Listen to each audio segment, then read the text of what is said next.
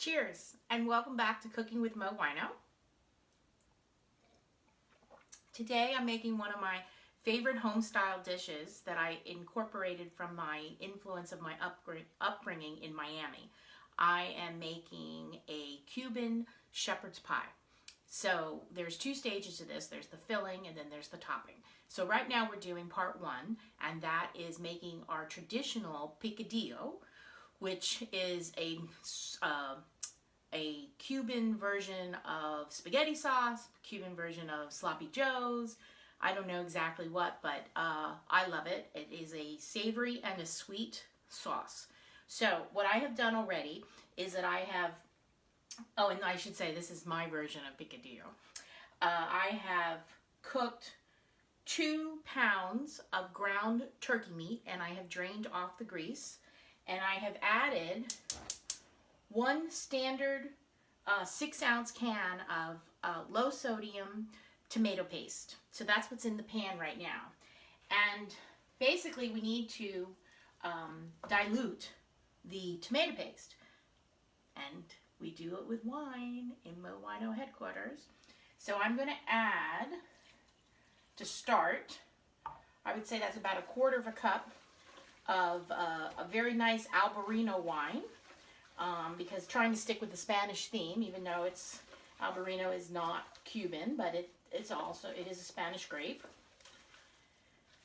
So just getting that started, I'm going to add another 1/4 cup. And we're just going to incorporate this tomato paste. So I have now added my 2nd can of tomato paste. And now it's getting more of the red color that I'm used to. So we're going to add another 1/4 cup of white wine.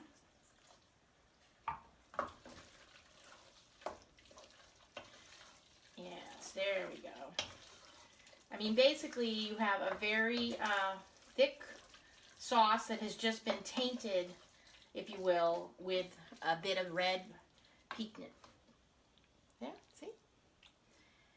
Okay, so now we basically need all of our ingredients to come together. I'm putting in a heaping tablespoon of crushed garlic. And I have 1 very large Spanish onion grated that I put in the food processor, because I didn't really want big chunks. I wanted the onions to blend into the meat.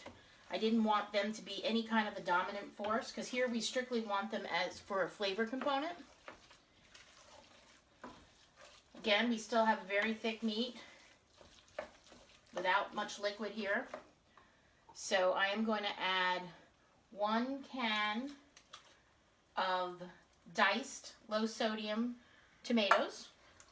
That'll give us a little more liquid, and mixing in, incorporating the tomatoes will enhance the tomato paste.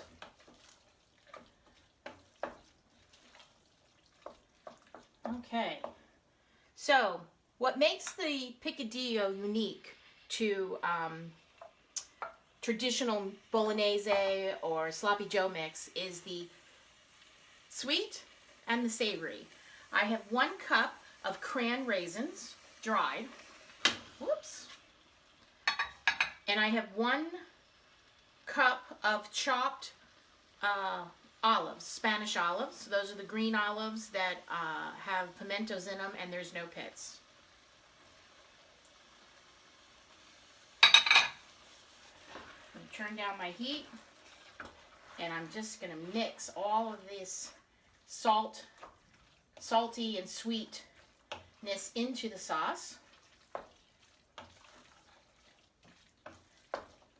And I should say that I flavored the meat with cumin, thyme, and a multi-purpose Cuban salt that is very generic in practically every Spanish kitchen.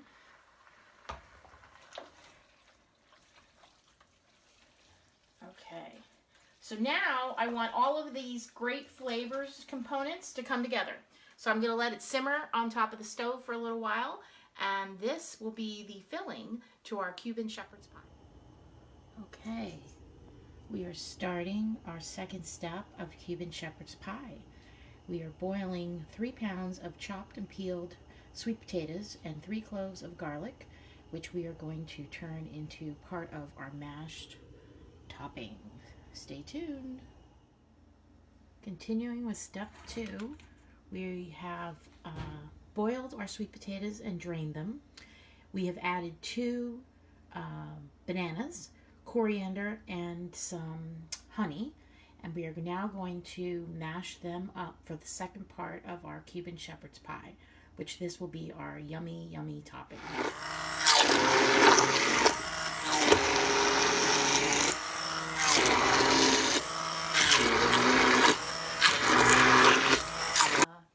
This is Cooking with MoWino, but it's morning time, so we're having a cup of joe. This is now the third step of the Cuban shepherd's pie. Now you can do this all at one sitting, but I have done it in stages because Cooking with MoWino is not my day job, and I have had other obligations along the way. So I did this in steps to make my life easier. So if you recall, our first step was making our filling, which is the Cuban picadillo. The second step was making what I call Caribbean mashed potatoes, which is sweet potatoes, bananas, honey, coriander, and I added a little bit of maple syrup because I felt like I needed a little more intensity in the flavor. So now we're going to do assembly. So the quantity that I made was to make several, actually 2 or maybe 3 of standard 8x8 pan, because I'm actually taking this to a friend's house for dinner and then making one for our freezer. So I have already, for the one to go in a nice little aluminum foil pan, put the first layer in. So now the one that's going to go in our freezer, I am putting in a glass Pyrex dish the first layer of our picadillo filling for our Cuban shepherd's pie. Now, the first time I ever made this recipe, I used my friends as a guinea pigs, and I made it as appetizer size in cute little ramekins that were individual.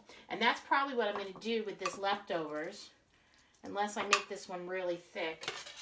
And actually, I think that's what I'm going to do. I'm going to make this one really thick.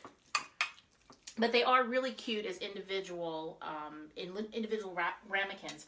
And what I did was I served it as an appetizer, and then I gave them all little recipe cards to give me back their feedback on what they thought of the dish, and we perfected it from there. So I think that's good. All right, so now we have our Caribbean sweet potato, mashed sweet potatoes. They're just basically standard mashed potatoes made with sweet potatoes. And I've just spiced them up a bit to give them some sweetness. And also, too, sweet potatoes are very important that you salt them. So I salted the water liberally when I boiled the peeled and cubed sweet potatoes. And then I did put some salt in the mashing process with the bananas and honey and sweetener, coriander and syrup. So there you have it. We can make this all pretty, swirly on top. Oh, there's one little spot that needs a little more. Okay. Cuban shepherd's pie. One for the freezer. And we're going to load up the second one and make it to go.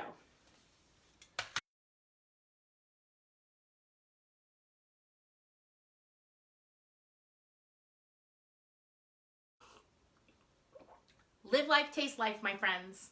Sometimes you do it over a cup of joe. Cheers!